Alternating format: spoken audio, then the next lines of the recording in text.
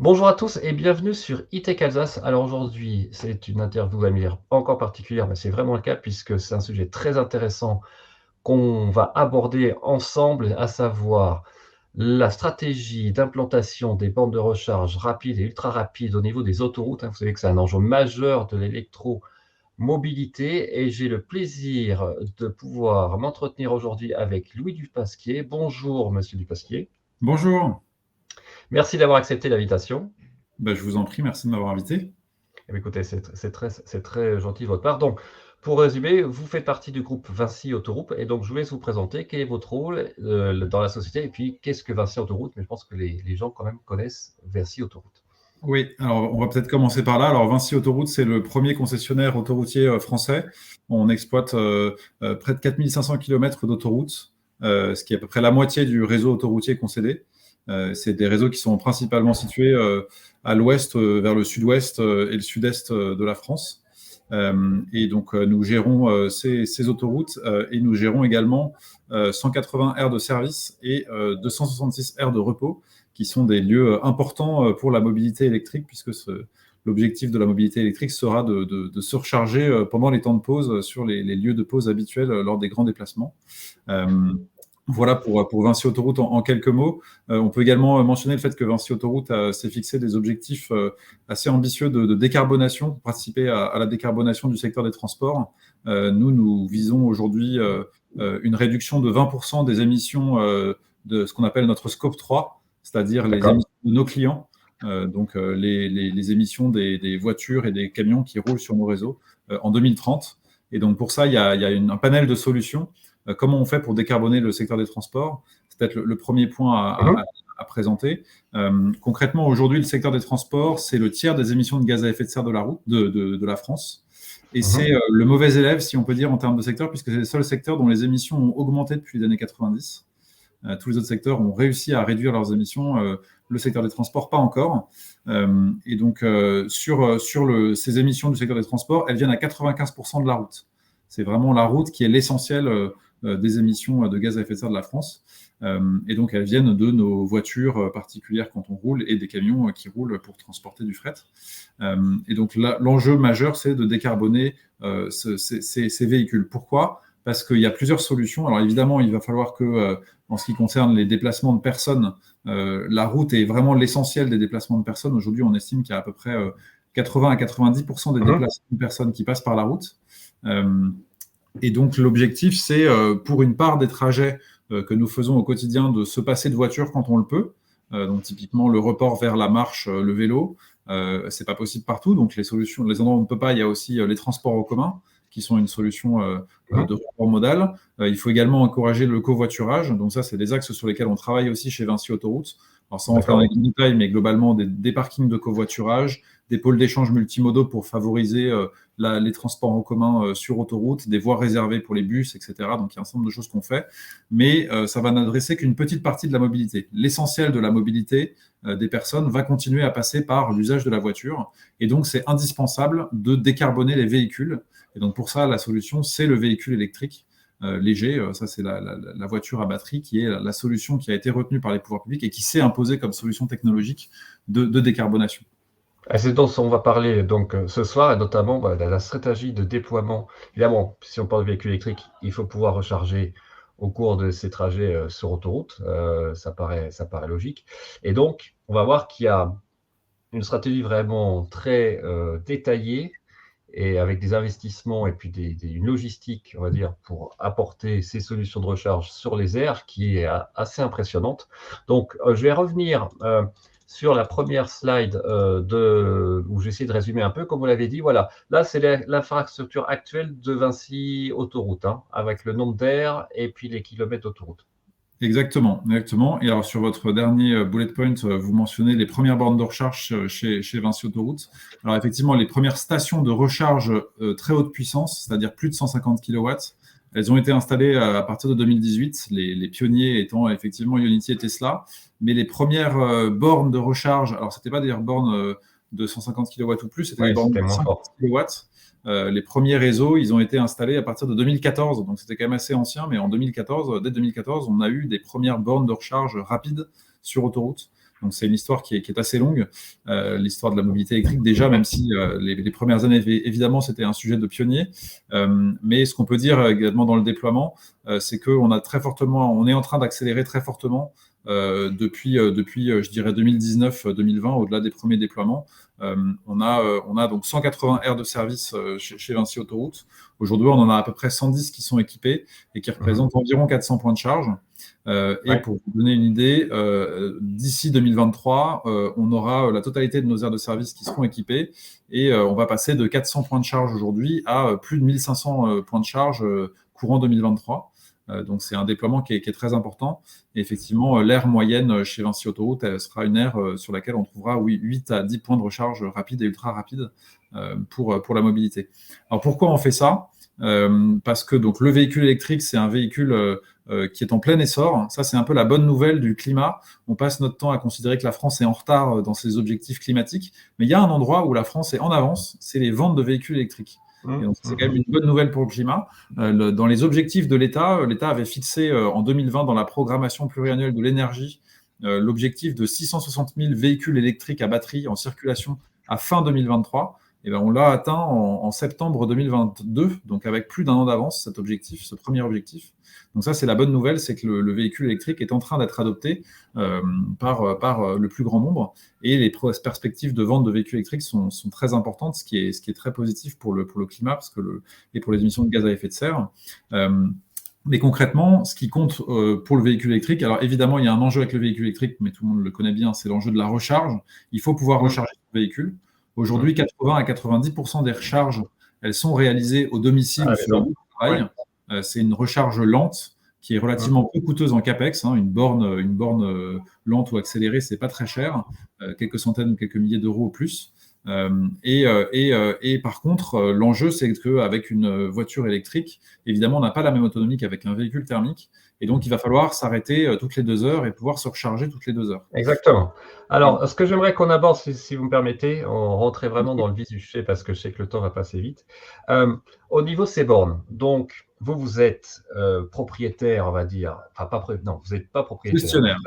Gestionnaire, pardon, du réseau autoroutier et des aires qui s'y attellent. Et donc, vous devez décider d'une certaine façon, l'implémentation de ces bornes de recharge sur les différentes aires. Donc, il y a différents acteurs. Il y a Unity, il y a Tesla, évidemment, puisque Tesla aussi n'est pas qu'en dehors des autoroutes. Il y a certaines aires où Tesla est présent, par exemple dans le sud-est, puisque je l'ai utilisé souvent, pour ma part. Il y a Fastned, il y a Total, Electra, Engie, Allego. Donc, il y en a beaucoup. Alors, comment ça se passe? Comment vous décidez qui s'implante où? Est-ce qu'il y a un appel d'offres? Est-ce que vous avez tous les opérateurs qui vous discutez tous ensemble? Est-ce que vous pouvez nous expliquer un peu comment ça se passe, ce processus? Oui, bien sûr, tout à fait. Alors, donc, nous, on a fait un choix assez fort qui est de. Donc, alors, déjà, peut-être il faut rappeler le cadre réglementaire et législatif. Nous, on est société concessionnaire d'autoroute et on est régi par le code de la voirie routière.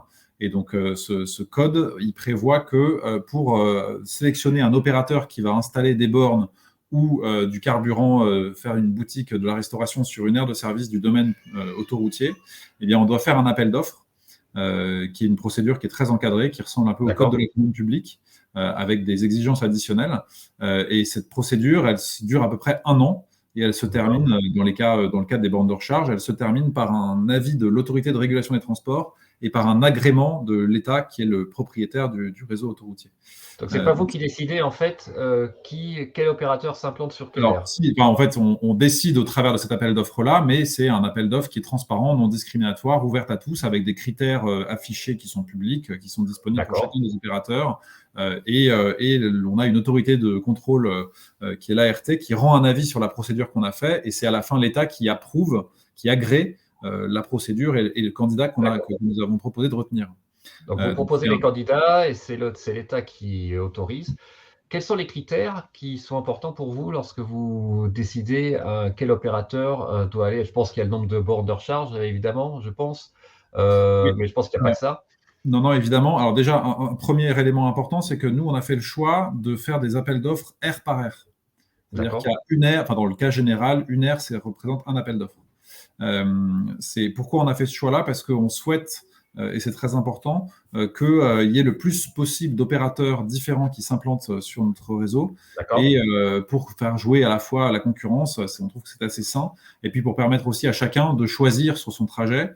Comme il y a une aire après tous les 50 km, on peut, si on planifie un tout petit peu, choisir presque entre deux aires de deux opérateurs. Donc voilà, nous on a fait ce choix-là pour que finalement les opérateurs puissent choisir de candidater à certaines aires et pas à d'autres, en fonction de leur maillage et en fonction de leurs besoins. Et donc, nous, on pense que c'est quelque chose de très positif, et on pense aussi que ça nous a permis d'obtenir beaucoup de bornes proposées par les opérateurs, parce que ça, c'est presque le critère numéro un. Je dirais, l'enjeu, ça a été dans ces premiers déploiements, c'est de proposer, on a mieux noté les opérateurs qui proposaient un nombre de bornes important, soit initialement, soit en réinvestissement au cours du contrat. Donc ça, c'était un des critères. Il y a aussi des critères autour de la qualité de service. Bien sûr. Alors, c'est à la fois des critères de sélection, mais aussi des exigences. Il y a des exigences minimales de qualité de service, notamment la disponibilité des points de charge. Nous, on veut que 95% du temps, les points de charge soient disponibles. On a aussi des délais d'intervention en cas de problème qui sont imposés aux opérateurs. On a également des contraintes, une contrainte d'avoir un numéro de téléphone disponible 24 heures sur 24. Dans plusieurs langues, etc. On a aussi les deux demandes essentielles qu'on a retenues de nos clients usagers de véhicules électriques, c'est d'avoir un haut vent et de pouvoir payer en carte bleue directement. Donc ça, au vent, c'est important aussi. Je sais que pour l'instant, c'est surtout Fastnet qui le fait. Je pense que Total Energy aussi le fait. Ionity, c'est moins courant, et Tesla, j'en parle pas pour l'instant. Dans les appels d'offres que nous avons lancés, toutes les nouvelles stations, elles ont des hauts vents. Ça, c'est obligatoire. Y compris celle pour Tesla? Alors oui, y compris pour Tesla, mais en l'occurrence, Tesla n'a pas. Je crois que Tesla n'a pas de nouvelles aires chez nous. C'est bon, c'est une bonne information. Oui, là, je pense que bon, après ils ont un réseau, mais c'est vrai que juste pour donner mon petit retour personnel en tant qu'usager, c'est quand même pratique de pouvoir s'arrêter sur une aire d'autoroute quand on fait un long trajet, plutôt que de sortir de l'autoroute, faire 2-3 km et revenir. Alors, ça a ses avantages aussi, parce que quand vous êtes dans un hôtel, c'est des fois un peu plus tranquille, on va dire. Mais de l'autre côté, vous perdez quand même un peu de temps. Il n'y a peut-être pas tous les services que vous pouvez avoir dans une aire d'autoroute. Donc, c'est intéressant de voir un peu que Tesla avait fait ce choix aussi parce que, je pense que vous prenez aussi le compte que certaines aires sont accessibles dans les deux sens, alors que d'autres ne le sont pas.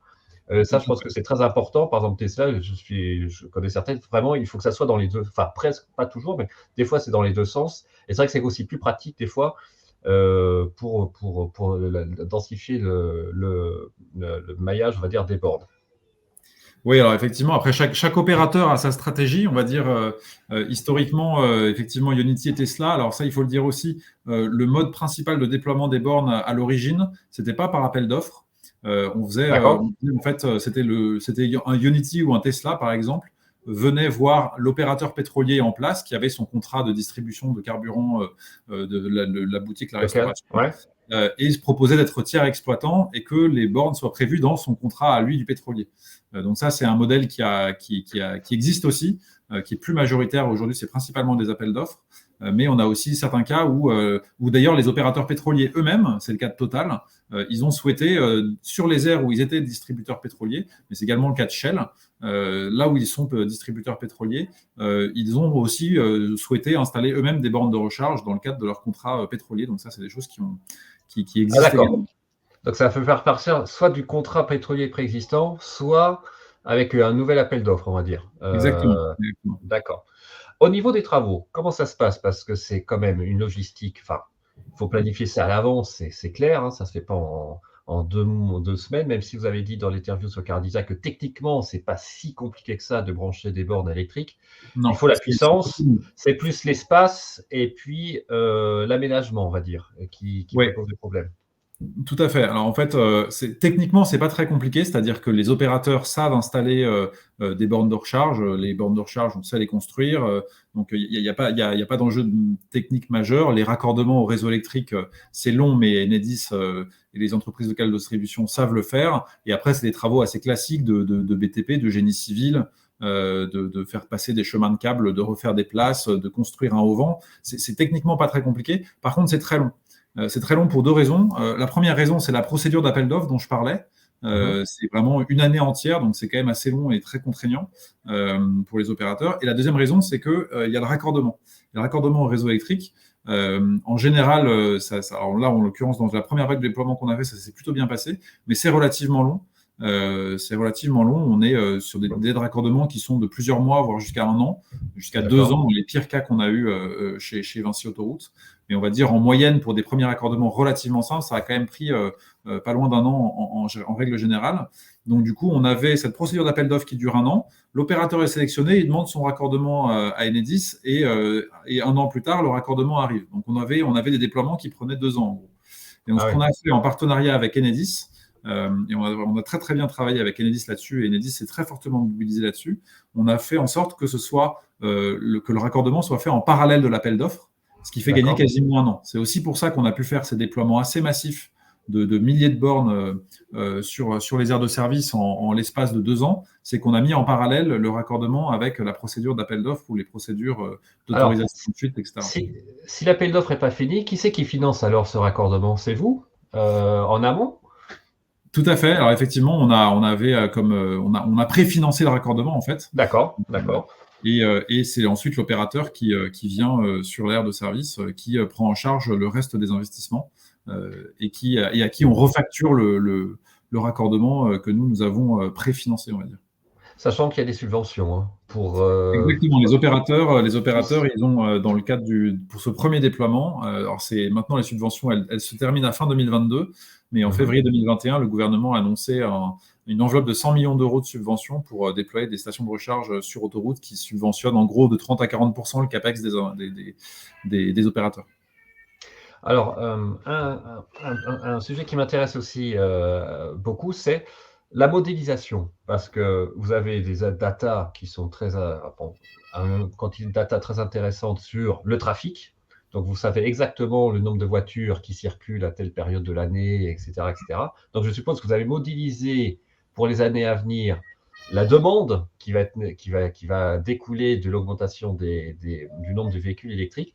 Donc, vous avez pris ça en compte pour la stratégie du nombre de bornes, c'est ça, c'est ce que je vais mettre aussi sur l'écran, c'est que dans 10 ans, vous avez déjà une idée de la puissance et puis du nombre de bornes qu'il faudra par site, par aire. Alors oui, effectivement. Alors ce qu'on peut dire là-dessus, c'est que donc les premiers déploiements qu'on a fait avec 8 à 10 bornes par aire chez Vinci Autoroute, ils sont indispensables parce qu'ils permettent je dirais, de rassurer les acheteurs de véhicules électriques sur le fait qu'ils pourront faire de la longue distance avec leur véhicule électrique. Donc, le véhicule électrique soit un véhicule principal. Pour autant, on sait, effectivement, on a fait une modélisation. Alors, on a beaucoup de données, effectivement, mais c'est quand même assez complexe de cette modélisation. Donc, ça nous a pris un certain temps. Mais en fait, on a effectivement, à partir de nos données de trafic sur les aires, et puis d'un certain nombre d'hypothèses sur lesquels on a beaucoup échangé avec les constructeurs automobiles, Enedis également, etc., les énergéticiens, pour essayer de s'intéresser à de combien de bornes on a besoin dans une dizaine d'années. Donc 2035 est une échéance assez naturelle dans les objectifs nationaux.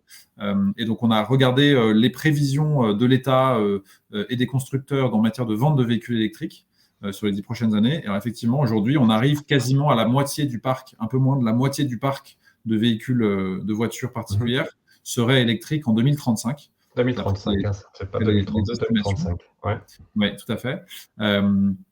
Et donc, à partir de ce parc de véhicules électriques, on a calculé que pour les aires de Vinci Autoroute, on avait besoin d'environ 60 à 70 bornes par aire en 2035 pour répondre à la demande de recharge lors des grands départs. Vous savez, on part tous en vacances au même moment, enfin, globalement, c'est un peu le principe. Et nos infrastructures autoroutières, elles sont dimensionnées pour ces grands départs. Donc, pour les bornes, c'est la même chose.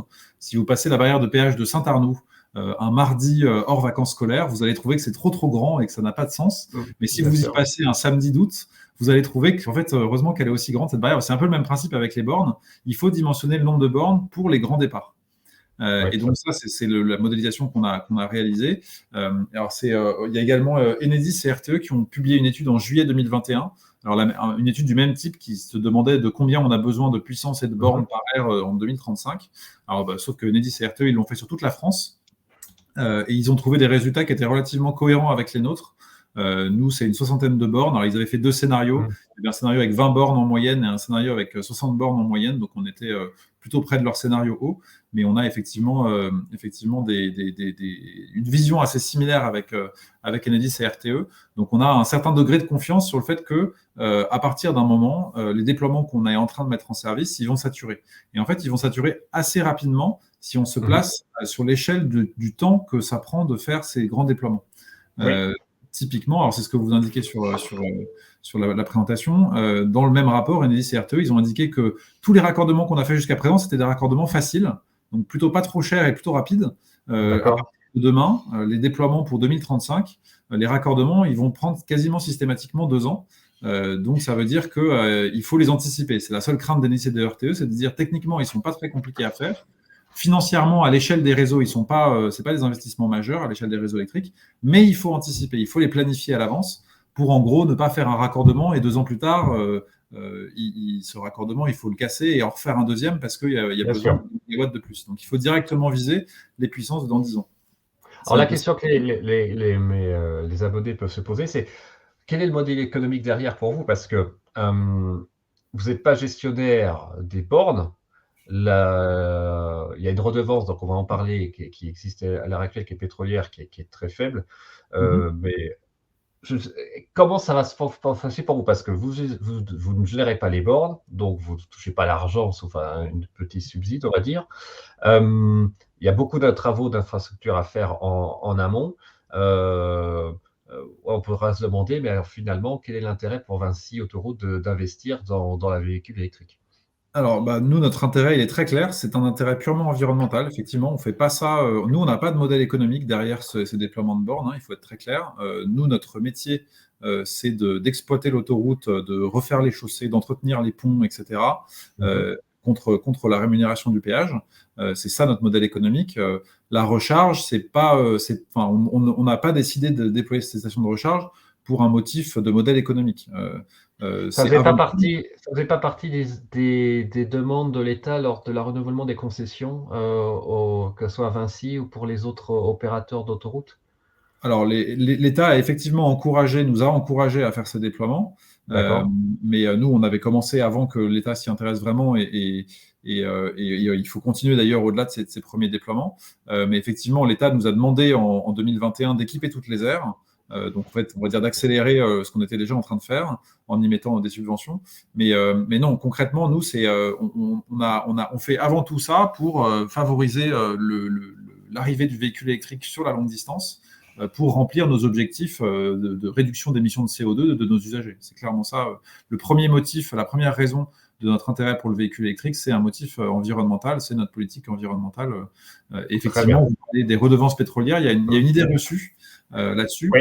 que tout le monde pense que les prix du carburant sur autoroute sont plus chers parce que c'est les concessionnaires d'autoroute qui gagnent de l'argent dessus. Mmh. Mais c'est inexact. Et donc, cette référence de 2 centimes du litre, ça ne vient pas de moi, c'est l'autorité de régulation des transports, donc, qui est notre régulateur, qui publie des rapports sur les marchés et les concessions autoroutières. Et donc, ils ont regardé le montant des redevances perçues par les sociétés d'autoroutes et ils les ont rapportés au litre de volume de carburant vendu. Et on se rend compte qu'on trouve un montant qui est très faible, qui est de l'ordre de 2 centimes du litre. La raison pour laquelle le carburant est cher sur autoroute, c'est avant tout pour des questions de niveau de service. C'est que les Mmh. stations de service sur autoroute, elles sont ouvertes 24 heures sur 24 avec une présence humaine. Il y a des endroits où il n'y a pas beaucoup de trafic. Donc voilà, c'est plutôt ces raisons-là qui expliquent que le carburant sur autoroute est un peu plus cher que hors autoroute. Et donc sur l'électrique, il faut savoir que... Alors pourquoi il y a une redevance? On pourrait se dire il ne pourrait ne pas du tout y avoir de redevance finalement, puisque ce n'est pas pour ça. En fait, ça, c'est une raison légale.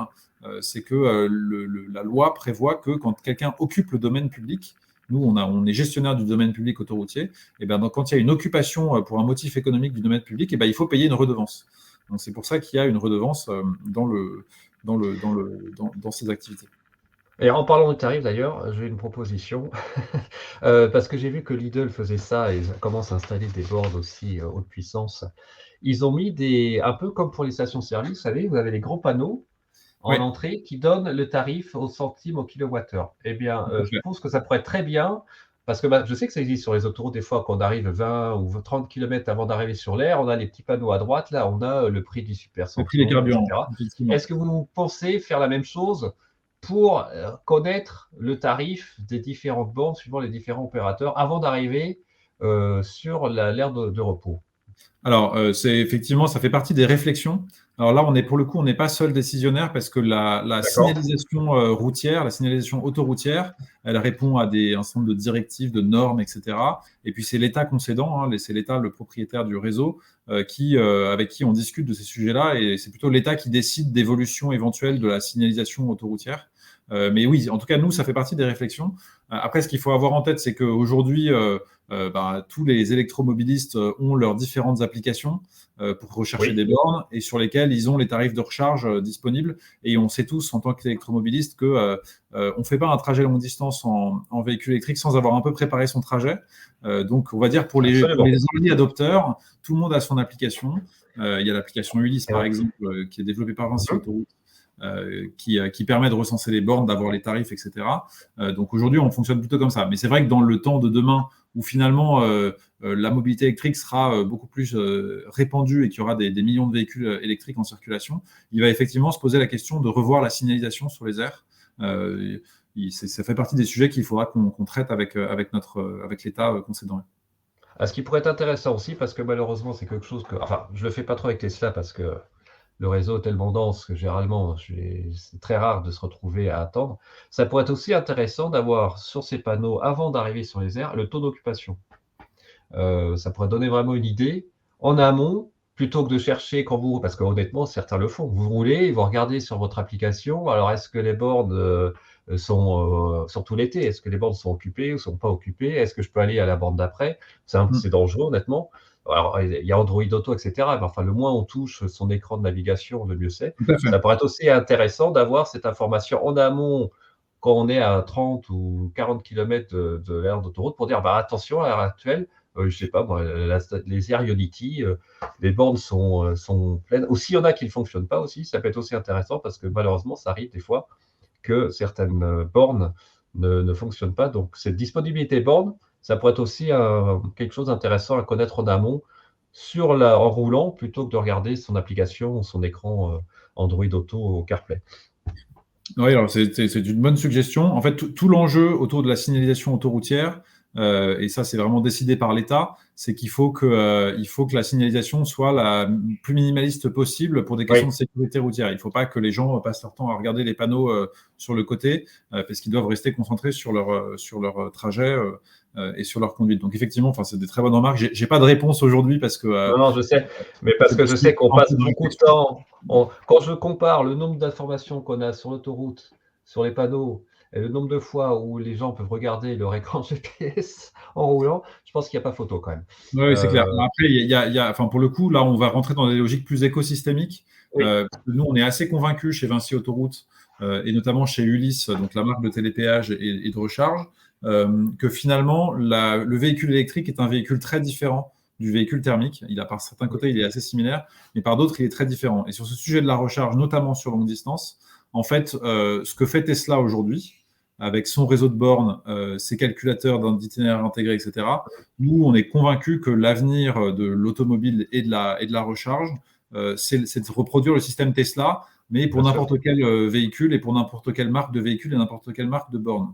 Et donc, typiquement, avoir une application de GPS, de MSP, donc qui permet de payer sa recharge, de détecter les bornes et qui vous calcule l'itinéraire en communiquant avec la voiture et la gestion de la batterie pour planifier l'arrêt, ça nous paraît quelque chose qui va presque aller de soi et qui va devenir une norme. Alors, ça paraît peut-être très futuriste quand on dit ça, hein, mais ce n'est pas d'une complexité absolue. Hein. Tesla le fait déjà aujourd'hui. Oui, Et c'est bien des sujets sûr. sur lesquels nous, on discute très activement avec les constructeurs automobiles C'est clair. pour prévoir ce type de dispositif. Renault est pas mal d'ailleurs, hein, avec leur système Google, avec la Mégane. On voit que le système Google marche plutôt bien, mais c'est vrai que Tesla a encore une longueur d'avance. Alors, il n'est pas parfait parce qu'il ne prend pas en compte encore les autres opérateurs Tout pour à faire fait. les Tout troisièmes. à fait. Bon, C'est bien ce que je dis. Toute on- marque, tout modèle, on toute sait marque. pourquoi. Oui, oui. On sait Mais pourquoi. après, Mais ce qui est bon, important, c'est que nous, côté Vinci Autoroute, en tant que gestionnaire d'infrastructure, notre mission, c'est, en lien avec les pouvoirs publics, d'être capable justement d'installer le bon nombre de bornes. Et finalement, le drame, et nous, notre crainte chez Vinci Autoroute, c'est que si l'État ne décide pas assez rapidement d'une deuxième vague de déploiement, ce qu'on n'est pas tout à fait des décisionnaires seuls, évidemment, Oui. si on n'a pas une décision commune avec les pouvoirs publics de déployer rapidement des bornes supplémentaires, et que finalement on attend que les premières bornes soient saturées, comme on a 2 ans pour faire des raccordements additionnels sur ces bornes, et en fait on va avoir 2 ans pendant lesquels il n'y a plus de mobilité électrique longue distance possible. Donc ça risque d'ailleurs, c'est un scénario qui inquiète les constructeurs automobiles, parce que ça risque de mettre un gros frein d'arrêt, un gros coup d'arrêt à l'achat de véhicules électriques et à la transition vers le véhicule électrique. Donc nous, on est assez convaincus qu'il faut vraiment que les bornes sur autoroute soient déployées progressivement et toujours légèrement en avance de phase pour qu'elles ne saturent jamais dans les 10 prochaines années, dans cette phase où le nombre de véhicules électriques va augmenter de façon très significative chaque année. Et quand vous dites que l'État doit décider plutôt rapidement pour une deuxième phase d'implantation des bornes, est-ce que vous entendez qu'il faudrait des subventions aussi qui continuent? Alors, en fait, la question qui se pose, c'est, je pense qu'il faut faire les choses dans l'ordre. Il faut d'abord se dire de combien on a besoin de bornes, à quelle date, sur quelles aires. Typiquement, on ne parle que des aires de service, mais nous, on pense qu'il faudra également équiper les aires de repos. Donc, il faut commencer par déterminer le besoin, c'est-à-dire se dire combien de bornes on a besoin à quel horizon. Et ensuite, se pose la question de comment on les déploie. Est-ce que c'est le modèle actuel qui doit être reproduit? Donc, des opérateurs qu'on sélectionne par appel d'offres et qui, en gros, prennent en charge 100% des coûts. Est-ce qu'il y a d'autres modèles? Est-ce qu'il faut qu'il soit juste opérateur de la borne et que ce soit l'autoroutier qui installe, qui fasse le génie civil, etc., qui reconfigure les aires? Ça, c'est une question qui est ouverte. Par contre, on est assez convaincu dans tous les cas que le modèle économique de l'opérateur de borne sur autoroute, c'est un modèle difficile. Pourquoi? Parce que, comme on le disait, on doit se dimensionner pour les jours de grand départ. Donc, les jours de pointe. Et donc, en fait, ça veut dire que la majorité du temps, il n'y aura pas bornes ne seront pas occupées. Voilà, et le modèle économique. Et donc, forcément, le modèle économique n'est pas évident et le CAPEX étant assez élevé, c'est cher, les investissements qui sont réalisés. Pour vous donner une idée, une station telle qu'on les installe aujourd'hui de 6 à 8 bornes, c'est 1 million d'euros de coût d'investissement. Donc, on a un vrai sujet sur cette question-là. Donc, est-ce qu'il y a un risque, effectivement, parce que c'est la question que je veux. Et il y a eu un très bel article des Échos dernièrement sur ce sujet, où on voit qu'il y a pas mal de fonds d'investissement qui investissent dans ces opérateurs de bornes, mais il y a quand même un doute sur est-ce qu'on va avoir le retour sur investissement, est-ce que ça va pas être trop tard, quoi? Parce que c'est sûr, on va y passer, mais il faut quand même tenir, il faut avoir le cash flow, il faut avoir les ressources financières pour arriver jusqu'au point on va dire, que le reinvestissement soit effectif.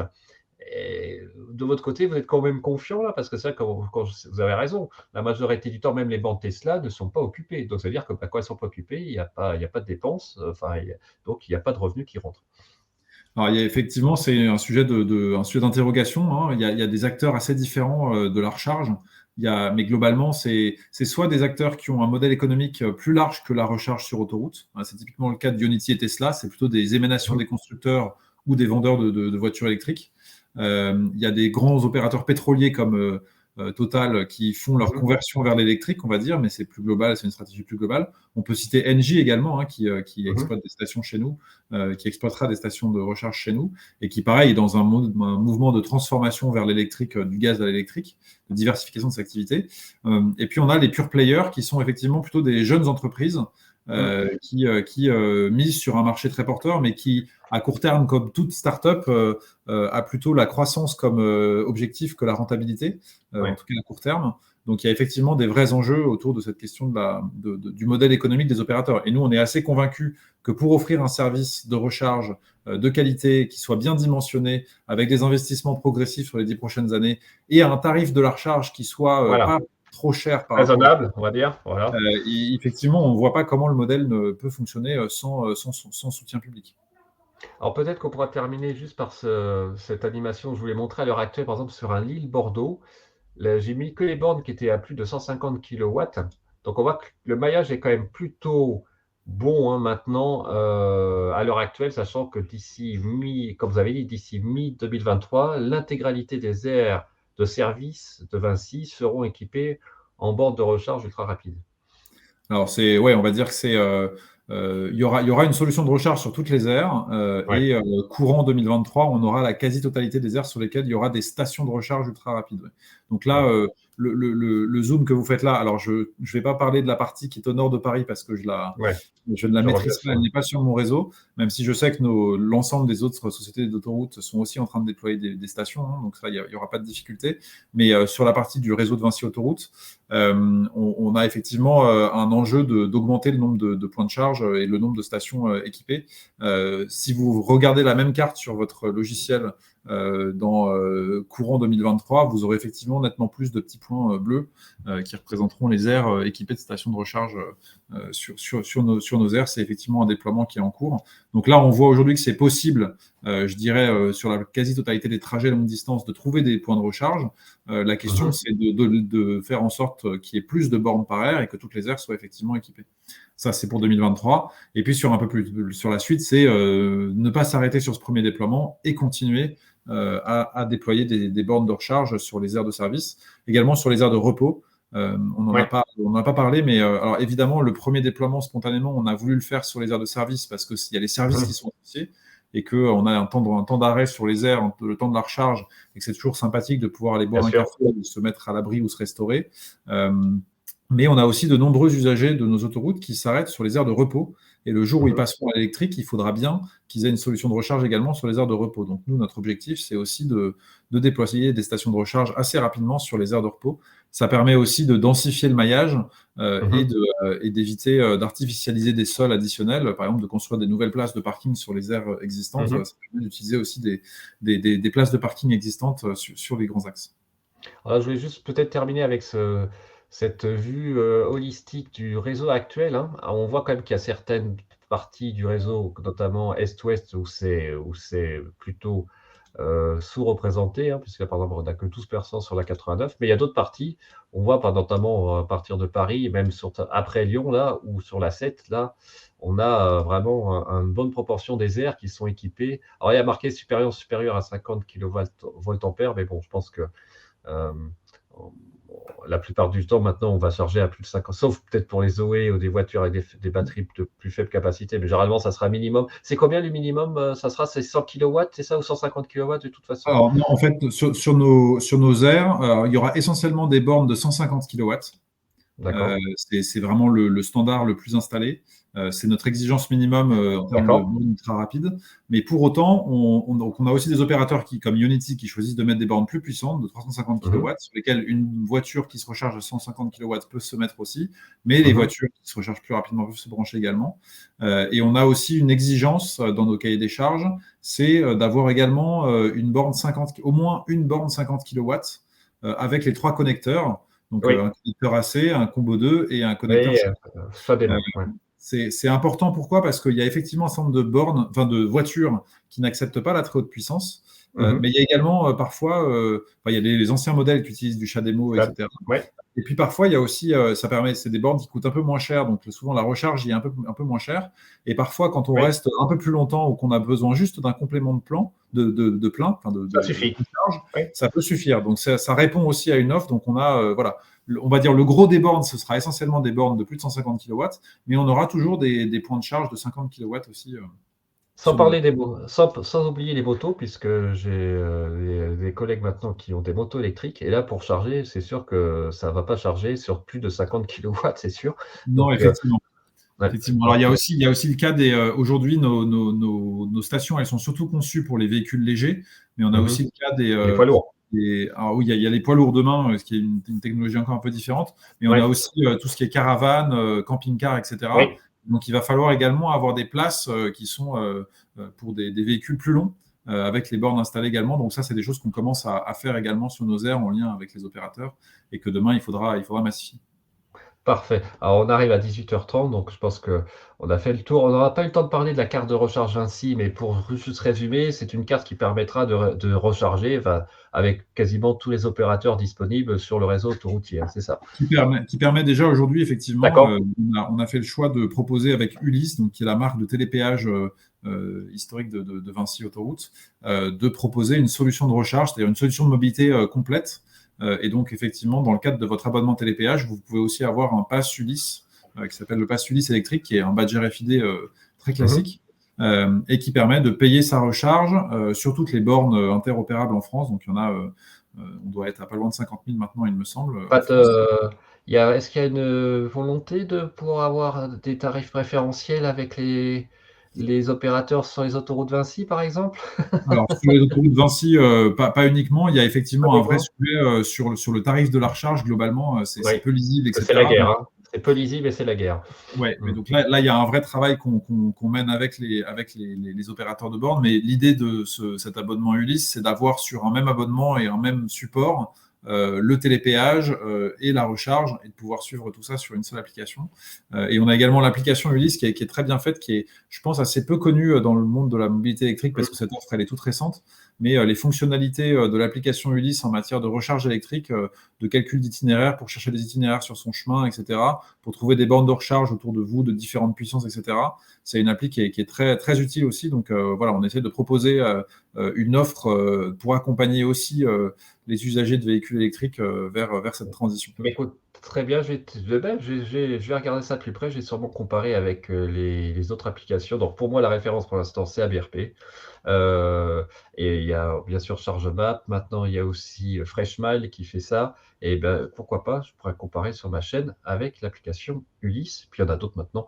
Mais c'est vrai que c'est intéressant d'avoir plusieurs solutions pour pouvoir préparer son voyage électrique. Ben, écoutez, Exactement. merci beaucoup. Bah, merci à Euh, vous.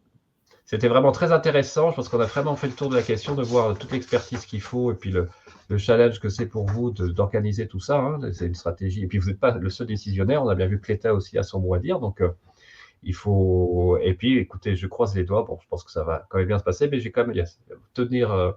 Ça sera bien de voir comment vont se comporter financièrement, notamment ces startups dans 2-3 ans, en espérant qu'il y aura assez de volume de charges pour qu'ils puissent rentabiliser les investissements. Effectivement. Voilà. Bah, merci beaucoup. Merci beaucoup. Donc, j'en profite pour dire sur ma chaîne qu'il y a d'autres interviews qui vont venir, notamment, je viens de faire juste le teasing avec GreenMot, où on va parler des bancs d'essai, notamment pour les véhicules électriques. Donc, ça va être très intéressant. Et sur ce, ben, je vous remercie encore. Je vous propose de rester juste une minute parce qu'on fasse le débrief juste après, une fois que l'interview est terminée. Et on se dit à très bientôt sur ETEC Alsace. Merci, au revoir.